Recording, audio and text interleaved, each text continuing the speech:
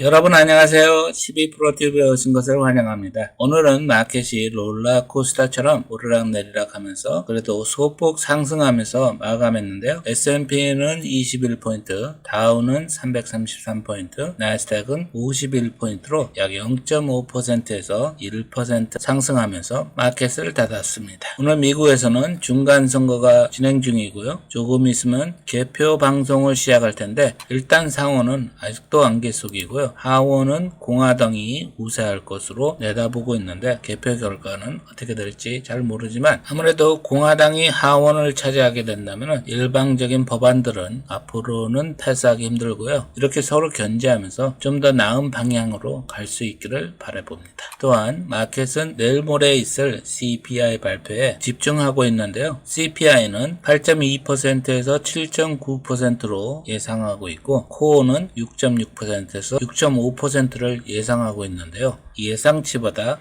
좋게 나오느냐 나쁘게 나오느냐에 따라서 마켓이 많이 등락을 할 수 있으니까요. 유의하시기를 바라겠습니다. 오늘 마켓의 결과를 볼 때 그동안 마켓을 많이 리드했던 테크 회사들은 힘을 못 쓰고 있는데요. 특히 애플, 구글 거의 다 힘들을 못 쓰고 있는 상황이라서 마켓을 바라보는 우리들은 조금 헷갈리지 않을까 하는 생각도 있습니다. 오늘 디즈니의 실적 발표가 있었는데요. 매출은 200억 달러를 했고요. 주당 이익은 30센트를 했는데 예상치보다 상당히 나빴고요. 디즈니랜드나 놀이공원 같은 수입에서도 예상치보다 낮게 나왔지만은 그래도 그 속에 긍정적인 점은 디즈니 채널이 935만 명을 새로 가입했을 거라고 생각했는데 1200만이 했다고 해서 조금 좋기는 하지만 그래도 아직까지 채널들을 통해서 15억 달러 정도의 적자가 있다고 합니다. 실망적인 실적 발표로 인해서 주식은 장외 마켓에서 6.12%가 떨어지고 있는데요.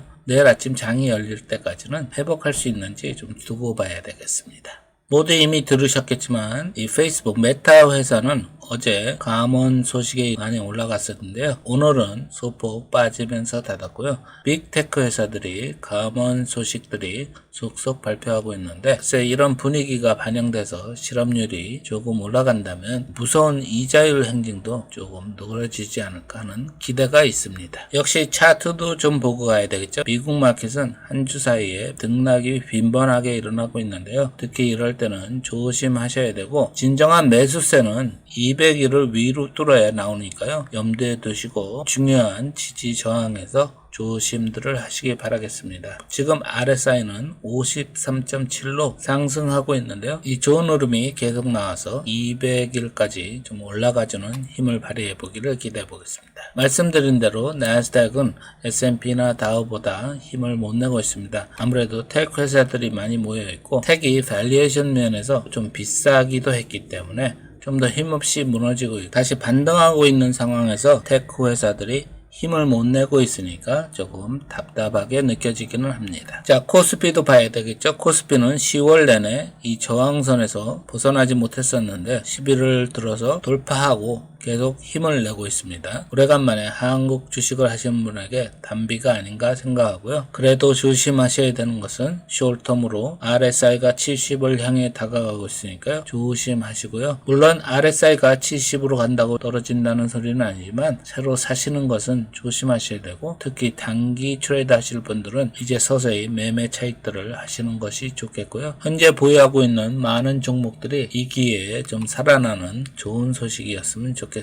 200일 이동평균선이 아무래도 가장 큰 저항이 될 텐데요. 200일 근처에 가면 갈수록 조심을 하셔야 되겠습니다. 달러는 우리가 모두 예상했듯이 이자 발표 날에 소폭 상승했다가 다시 빠지고 있는데요. 미국으로서도 이 114 이런 110이 넘는 존은 부담이 많이 되는 존이기 때문에 좀 밀려서 105 언저리로 내려오지 않을까 하는 생각이 있습니다. 원달러도 확실하게 내려가는 모습을 보여주고 있어서 다행인데요. 1340원까지 밀려나지 않을까 생각하고요. 10년물 국채도 4.1% 정도에 머무르고 있고요. 2년물 국채는 4.65%로 아직도 인버스 상태입니다. 오일은 200만 배럴 감산 소식 이후에 소폭으로 상승하다가 이제 그 약발이 다해서 내려가고 있는 상황이고요. 많이 좀 내려와서 인플레이션 감소에 힘을 보태기를 바라겠습니다.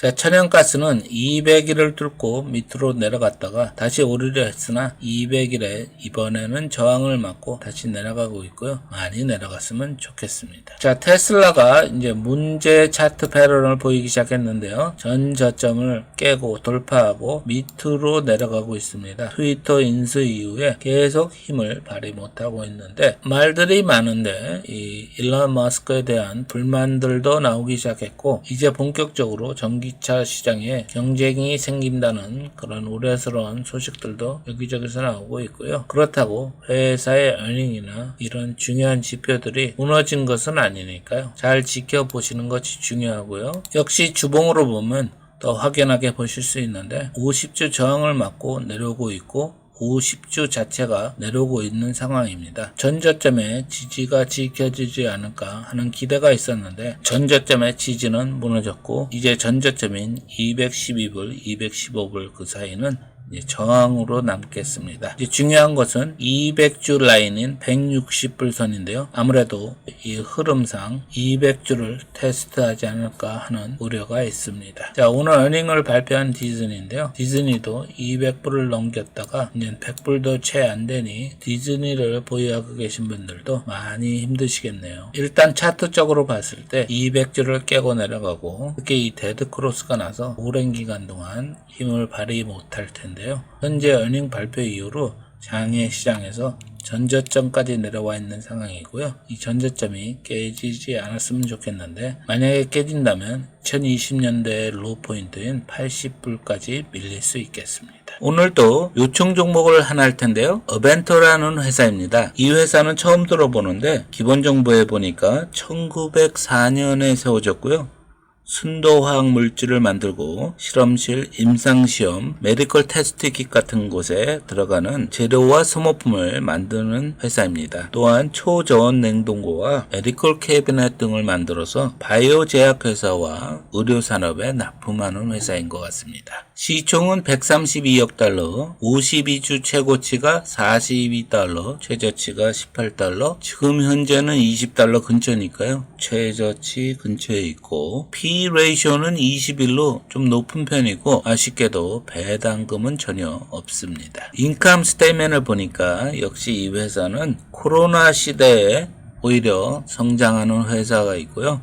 그 전에는 적자인 상태였고 코로나 시대부터 매출과 함께 회사가 흑자로 돌아선 회사입니다. 그러다 보니까 그동안 배당이 없었던 것 같은데요. 회사의 매출이 60억 달러, 70억 달러나 하는데 회사가 적자이라는 것은 사실 좋지 않은 사인이죠. 차트를 보면요. 역시 마켓과 함께 내려온 것도 있지만 지난 3월에 데드 크로스를 그린 이후 50일 이동평균선을 따라서 계속 내려갔는데요. 특이한 점은 10월에 마켓이 좋았는데 이 회사는 옆으로 기는 횡보를 했습니다. 늘 말씀드린 대로 50일과 200일의 이격이 상당히 넓어서요. 단기적인 반등은 있을 수 있지만 장기적으로 봤을 때 보유하고 계시고 손실이 있다면 상당히 오랜 기간 횡보할 수 있는 그런 회사이고요. 새로 진입하는 것은 권하지 못하겠고요. 요즘은 다른 좋은 회사들도 50%, 60% 많이 빠져 있으니까요. 그런 데서 찾는 것이 더 낫지 않나 생각하고요. 보유하신 분들도 혹시라도 반등이 와서 200일 근처에 간다면은 그 손실을 좀 줄이는 것이 낫지 않나 생각합니다. 이렇게 짧게나마 마켓을 둘러봤고요. 궁금하신 것이나 공유하고 싶은 것들을 댓글로 남겨주시면 감사하겠고요. 구독과 좋아요, 알림 설정은 저에게 큰 힘이 되고요. 저는 다음 영상으로 인사드리겠습니다. 오늘 좋은 하루 되시고요. 멋진 하루가 되시길 바라겠습니다. 감사합니다.